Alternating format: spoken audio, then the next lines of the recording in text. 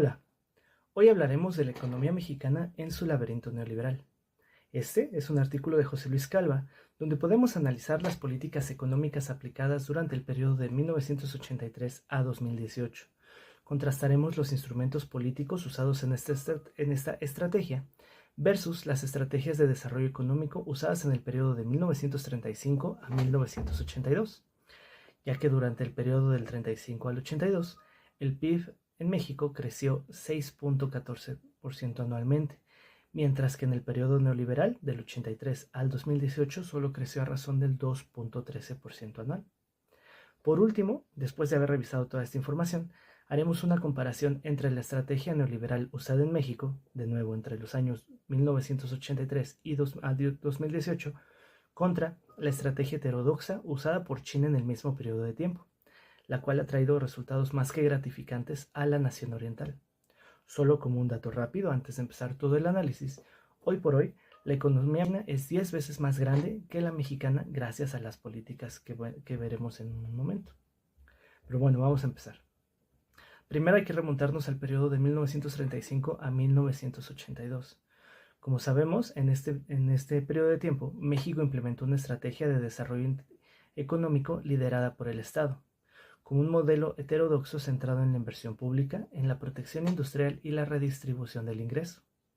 Gracias a estas políticas, la economía mexicana creció anualmente a un ritmo promedio de 6.1% y mejoró las condiciones sociales para muchos sectores. Como ya lo hemos visto en lecciones anteriores, pasado el gobierno del presidente Cárdenas, el país vivió una época de transformación y desarrollo, no solo a nivel institucional, sino también a nivel privado. La clase media se fortaleció y sus números globales crecieron, llegando a ser cerca de 17 millones de personas las que se englobaban en esta clase social, en esta clase media.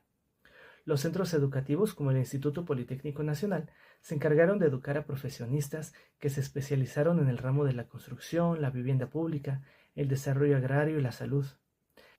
Este mismo crecimiento atrajo inversión extranjera, como en el caso de la cinematografía, donde dadas las condiciones ventajosas que se ofrecían en el país, algunas exenciones de impuestos, dieron pie a la llamada época de oro del cine mexicano. Como podemos recordar, grandes productoras de otros países venían y producían las películas que aquí se llevaban a cabo.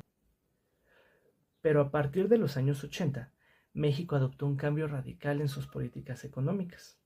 Adoptó la estrategia neoliberal. Antes de continuar hablando de lo que el neoliberalismo nos dejó, es importante preguntarnos, ¿qué es el neoliberalismo? Es un término que vamos a escuchar tanto en este pequeño video como en el día a día lo escuchamos mucho durante años anteriores y ahora en estos años. Pues el neoliberalismo es un modelo económico que se basa en el libre mercado, en la mínima intervención del Estado, la apertura comercial, la libre circulación de capitales y la privatización de empresas públicas. En México, este modelo se adoptó oficialmente durante el gobierno de Miguel de la Madrid en 1982. Como comentamos, el periodo neoliberal empezó a finales del 82, principios del 83 hasta el 2018, tras la crisis que habíamos tenido de la deuda externa. Desde entonces, esta misma estrategia neoliberal fue profundizada por todos sus sucesores. Hablamos de Carlos Salinas, Ernesto Zedillo, Vicente Fox, Felipe Calderón y Enrique Peña Nieto. La estrategia neoliberal en México estuvo marcada por algunas medidas claves. La primera fue la liberalización del comercio exterior, eliminando aranceles y barreras. Como ustedes saben, México ha celebrado diversos tratados de libre comercio con muchas naciones, lo cual genera una dinámica de importación y exportación mucho más fluida. Otro punto es la privatización de empresas públicas y la desregularización del sector financiero. ¿Esto por qué? Porque en aras de acrecentar las arcas públicas, se abre el mercado para atraer inversión extranjera en sectores los cuales antes eran de explotación exclusiva del Estado, como la energía eléctrica y los combustibles. Por poner dos ejemplos, ustedes saben que el mercado se abrió para el mercado de los combustibles y ahora podemos encontrar muchísimas marcas de gasolinas, de diésel, aparte de las gasolineras de Pemex. También tenemos una disciplina fiscal estricta orientada a mantener el equilibrio presupuestal y la flexibilización del mercado laboral, aunque esto tiene consecuencias sobre los salarios y las condiciones de trabajo. Se pierde el poder adquisitivo de los trabajadores, las condiciones laborales también se vuelven mucho más despiadadas en la mayoría de los casos, y por ende el clima reinante es la desigualdad. Hay muchísima desigualdad en los diferentes sectores.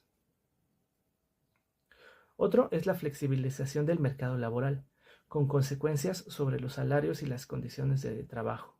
Se pierde el poder adquisitivo de los trabajadores y las condiciones laborales también se vuelven más despiadadas en muchos casos. Por ende, el clima que reina en el sector laboral es la desigualdad. Tomando en cuenta esto, vamos a ver cuáles son los resultados del neoliberalismo en México. A pesar de que fueron muchos años de estrategia neoliberal, recordando del 83 a 2018, en general los resultados que se tuvieron en materia económica en México fueron decepcionantes, tanto en términos económicos como en términos sociales. En cuanto al crecimiento económico, la estrategia no logró sostener un crecimiento amplio y sostenido del Producto Interno Bruto, con tasas de crecimiento menores en comparación a los periodos anteriores de desarrollo liderados por el Estado. De nuevo, veníamos de una tasa de crecimiento anual de 6.1% a tasas estimadas de 2.4% anual en crecimiento, lo cual es muy por debajo del esperado. Como un ejemplo, durante el 2018, el Producto Interno Bruto de México apenas alcanzó los 2.44 billones de dólares, muy por debajo del crecimiento que experimentó China. Vamos a volver a hablar de China, vamos a tocar el tema de China en un momento, en este mismo lapso.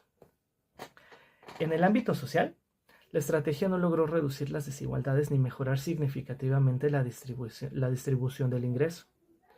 La concentración de la riqueza y la inseguridad social han aumentado, con graves afectaciones al bienestar de la mayoría de la población mexicana. Además, el crecimiento en las exportaciones y en algunos sectores específicos como el manufacturero no ha sido acompañado de mejoras sustantivas en la equidad y en la calidad de vida, generando una distribución del ingreso cada vez más desigual y que el empleo sea cada vez más precario. En consecuencia, esto nos lleva a una falta de bienestar social, a un deterioro en el bienestar social. Aunque, como todo en la vida, tiene dos puntos. También tiene un punto que podemos decir que es bueno. Algunos de los aspectos positivos del periodo neoliberal es que ha habido, como comentamos, una apertura comercial enorme. Esto que ha permitido que la globalización permee dentro del territorio. La flexibilidad tributaria que se otorga a grandes empresas ha logrado que algunas de ellas hayan construido grandes fábricas en México. Tenemos las grandes armadoras automotrices en toda la parte norte y del bajío del país, las cuales proporcionan muchísimos empleos a cientos, a miles de personas día a día. Estas armadoras especializan a sus trabajadores y con esta especialización estos trabajadores logran en muchos casos tener un mejor ingreso para sus familias. También permite la llegada de tecnologías en campos donde México no tiene especialistas o producción. Esto como en el mercado de las telecomunicaciones. Todos nosotros tenemos un celular, todos nosotros tenemos conexiones a internet, televisiones. Si podemos ver, yo creo que el 99% de los celulares que podemos ver en nuestras manos no son hechos en México, son hechos en otros países. Estos acuerdos comerciales que permiten la entrada de estos equipos, pues están hechos en el periodo neoliberal, ¿no? Con los tratados de libre comercio entre naciones, que se facilita la exportación de estos productos. Ahora, después de hablar de esto, vamos a tomar un momento para comparar el modelo neoliberal que se usó en México contra el modelo heterodoxo que se usó en China, tomando como base en que China está en camino a ser la primera potencia económica a nivel mundial. Las predicciones sostienen que China, antes del 2030, va a llegar a ser la primera potencia mundial. Entonces vamos a revisar por qué. ¿Qué es lo que tiene a China en este piso tan alto? Entonces, pues mientras en México el crecimiento económico fue relativamente marginal y siempre acompañado de un aumento en la desigualdad social y en la inequidad económica, China experimentó un crecimiento extraordinario, impulsado de nuevo por una estrategia heterodoxa de desarrollo liderada por el Estado. Ya sé que he dicho mucho estrategia heterodoxa de desarrollo liderada por el Estado. ¿Qué significa esto? Pues que China priorizó el papel del Estado en la economía, promoviendo reformas estructurales que privilegiaban la planificación o que lo siguen haciendo, que privilegian la planificación y el control estratégico. En contraste con la estrategia neoliberal mexicana, que está basada en la liberación absoluta del mercado, en la poca entrada del Estado en los aspectos comerciales.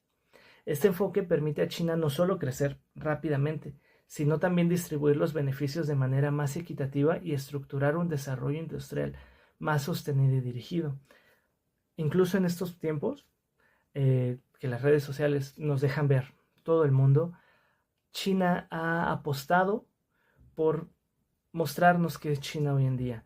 Muchas veces tenemos imágenes de la China rural, los grandes sembradíos de arroz, la gente con su sombrero largo, y no. Hoy por hoy China es una nación totalmente industrializada, es una nación totalmente futurista, si le podemos llamar así, una nación que va adelante y que no la detiene nadie. Entonces es por esto, porque las reformas siempre privilegian la planificación y el control estratégico. El Estado está muy metido en la industria, el Estado vela por todos, busca decidir qué es lo mejor para todos y distribuir todos los ingresos y todas las ganancias de manera equitativa.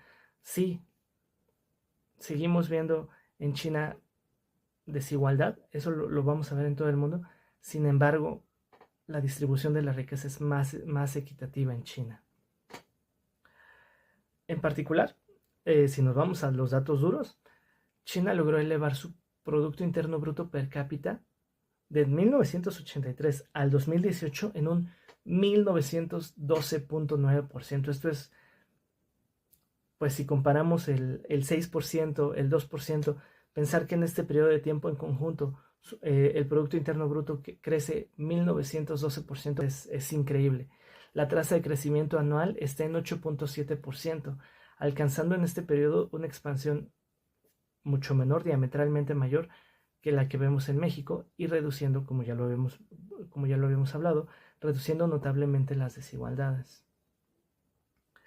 Además, China ha aplicado políticas activas como la subvaluación de su moneda y la promoción de un tipo de cambio competitivo, lo que le permite acumular un superávit comercial de más de 5 billones de dólares, fortaleciendo así su economía y su infraestructura productiva.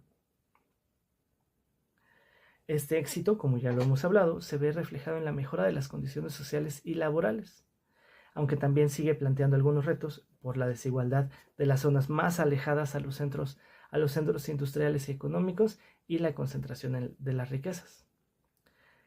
En conclusión, México transicionó de una economía heterodoxa liderada por el Estado a un modelo neoliberal enfocado en la apertura de los mercados y la nula participación del gobierno. Durante los años que este modelo económico funcionó en México, los resultados no fueron los esperados definitivamente. La tasa de crecimiento anual fue mucho más baja comparada con el modelo económico anterior y aún más baja comparada con una superpotencia como China. Más allá de corrientes ideológicas, más allá de partidos o colores, lo importante es discernir acerca de la mejor estrategia comercial del país en aras de romper estas barreras de desigualdad. Vivimos una economía heterodoxa, impulsada por el Estado. Ya vivimos una economía neoliberal, en donde tal vez los resultados no son los esperados, y estamos regresando a un modelo en donde se privilegia al Estado. Tenemos que estudiar qué va a pasar, tenemos que discernir con datos duros, insisto, más allá de colores, más allá de formas de pensar, con datos duros, hacia dónde va nuestra economía y cuál es la mejor manera de llevarla. Por mi parte es todo. Les agradezco muchísimo la atención en este video, los minutos que me regalaron el día de hoy.